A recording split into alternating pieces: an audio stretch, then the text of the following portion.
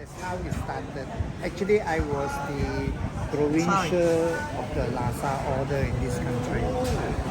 You know the Lhasa schools? Mission school. Mission school. I was a provincial for 9 years, 1991 to 2000.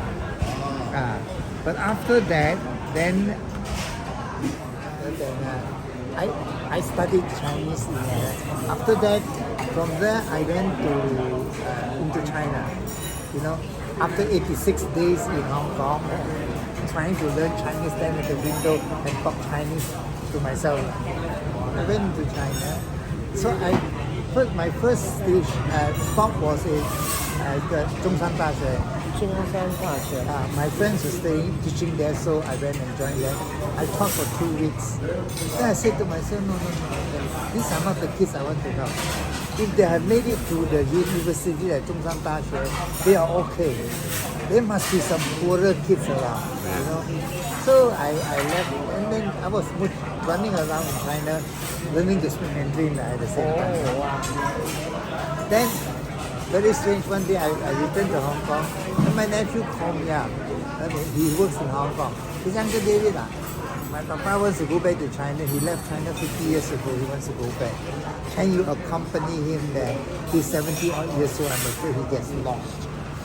So, okay, I said, at that time I was only 50. I was 55 years old only. I was still very young. By the way, I'm born in 46. So now I'm 76 years old. Wow, good. You're very young and So anyway, that was how it started. And then so I took my cousin back to the village, you know, because you see, from young, my mother taught me something that I never forget. You know, when I was young, I used to get angry. Chinese New Year, we were 4 sons in the family. I was the only one who has to recite Guangdong Taibu Chongka Bakong It's the address. I never knew it was an address. So, and my mom said, you have to recite, you are the youngest. So and with that I went home. Took my cousin home. And then, as usual, you must remember in 2001 when I went into China, Chinese people say like that. They look out, wow, we from Huachao come back, wow, these are the big people. We are so small. And the Chinese people hate only raised up after Olympics 2008. By 2001, they moved so fast that 2012 they had to stop it for a while. That is the era of when Hu Jintao said China has lost its soul. That's where 2012, all the government gave money to rebuild churches, rebuild temples, any places of worship. They wanted to go because they say China has lost its soul. No more spirituality. People are thinking only money and nothing. And to have spirituality, you need to have religion. That was 2012. And it was at that time, a lot of things happened. Anyway, so I went back to the village. My cousin told the people, you all need to have an English teacher here. Our children need to learn English. So the villagers, as usual, the secretary replied, where do you find such a man? If you find him, will he want to come? And if he comes, can we afford to pay him? So my cousin, who knows me, said, no need, this man here, he doesn't want money. And that's how it started. So in September, I went there with my cousin. In October, I went there on my own to have a look. Then I came back to Malaysia, prepared. And then the following year, I went in. And when I went back, they got the surprise, oh, he came back. Because the experience of the villagers in China is that Malaysian, Asian go back, tell them all kinds of things they will do for them, go home and never come back again. It was a surprise to see me turning up. But I made a very good decision at that time. That is, I said, I'm coming back to China, not to give them what I have, but to find out what they have and help them to improve on it. That was my thinking. And that's why when I went back into China, they needed me to teach in school, so I taught in school. They gave me a room in the school.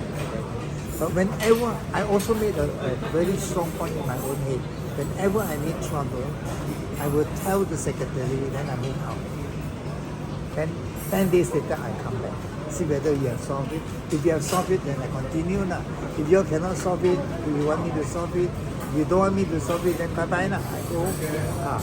So that was my plan. Actually, I had my first, after 2 months teaching in the school there, the headmaster called me to his office. He said, you can stay here, you can stay here, but you better not teach. So I said, I come back here to teach, and why not teach? He said, because the teachers are complaining, the students want to go to your class and don't want to go to their classes.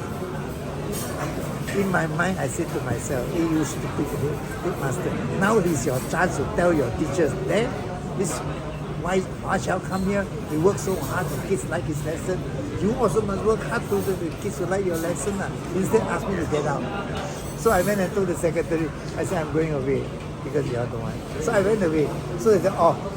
Then I came after 10 days, they're going to show, oh, he's back again. What to do with it?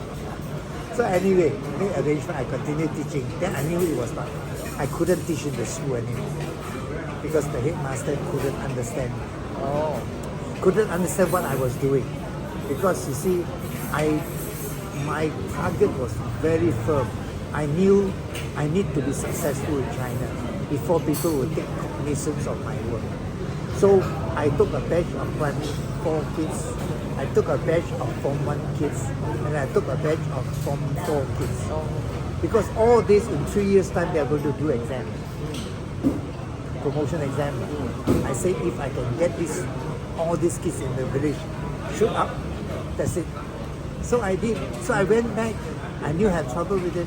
So I walked around the village, and then I discovered one of my niece from my father's side has got a house in the village, but not living in it, very near the school. So I asked permission. They gave me the house now. So that's where I worked for 1.5 years teaching there. So teaching there and the 1.5 years in the school, and those were the 3 years. And after that, when the exam came, and my primary 6 kids did very well, Form 3 kids did very well, those kids going to the U did very well. That's it. So I got a name for myself as a good teacher. Just before that, they called me a Dian Gui, They called me a madman. Ya Bang, they call me deaf and dumb because I don't speak Chinese. I cannot, the Hakka also very hard, But now I can speak Hakka, I speak Mandarin. So that's how it started. So then I went back to the village, and I was told by one old lady there. They say the house that you say belongs to your grandpa is not your grandpa's house. They say was where your grandpa lived. He was born there. He said your grandpa was a very rich man. He built his own house, which is not far from it. So she took me to have a look, and I looked at this house. I said, it's quite interesting. So I said, who owns the house now? They say the village law is that any descendant of the owner can use that house. But I said, but then anyone goes, he said, you have a niece in the next village. So, okay. So one day I asked somebody to take my dad and it's very strange, I went to the next village, I don't know who my niece is. I saw one lady running to the grocery shop because at that time they had no handphone. Still one phone in the whole village. There's only one phone in the whole village, So this lady was running to the village to take a phone and she was talking. I looked at it, I said, that's my niece. No, the guy who told me, how do you know? I said, I know that's my niece. So after that, he asked for her name, sure enough. Because she looks exactly like my auntie. She has got my auntie's face. That's how, and then that's how the connection with my grandfather's eldest brother, my grandfather's eldest son children. So that's how I started to get in contact with them. So then after that, I knew about the house. I went to the village. I said, according to village rule, I have a right to the house. Okay? I said, I don't want the house actually, but I need to rebuild it. So can I, through the village, have a document saying, as long as I live here, that house is under my control. No problem. So they signed the house to me. So then I rebuilt the house. It collapsed already. It was all gone. Yeah. So that's how it started. And then from that house, we became so famous. We have students from Mongolia, from Xinjiang, anywhere, all over China they came. You read my story, you will know.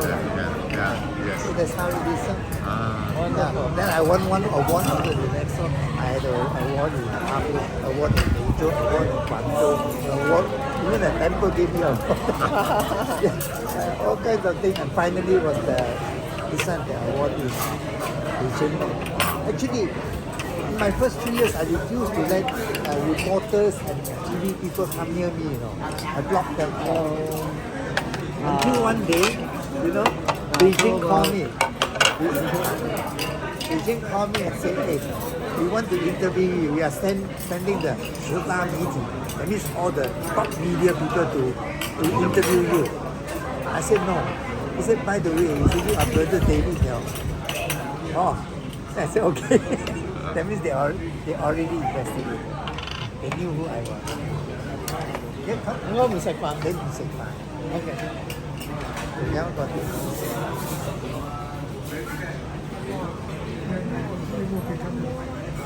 No, I think we asked for 4 plates only.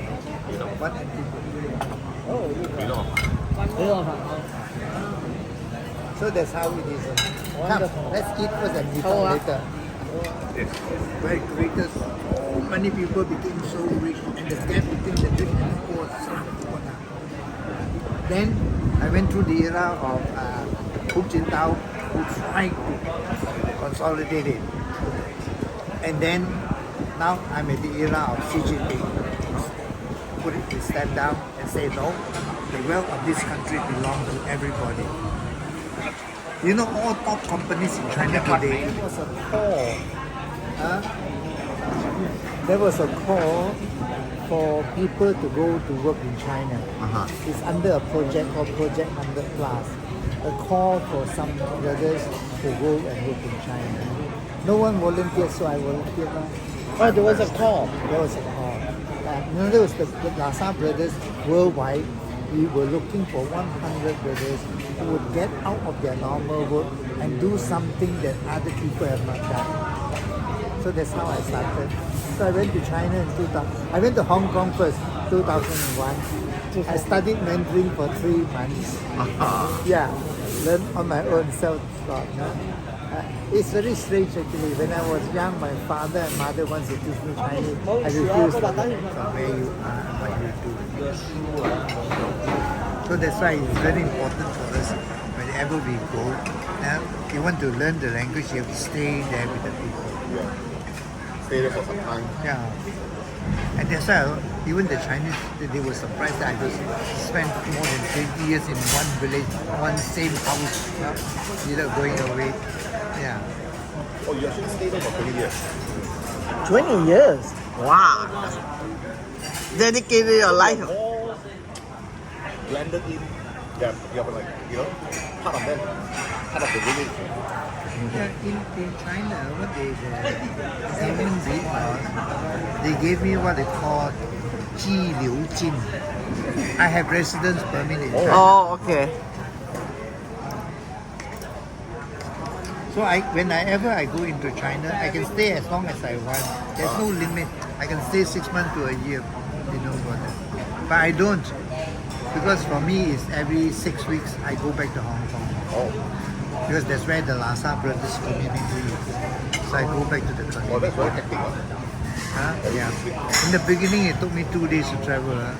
Now it takes me 8 hours. Oh, because the train is there. So it's much faster now. The way they have developed the place is incredible. I think as far as train is concerned, no country can beat them.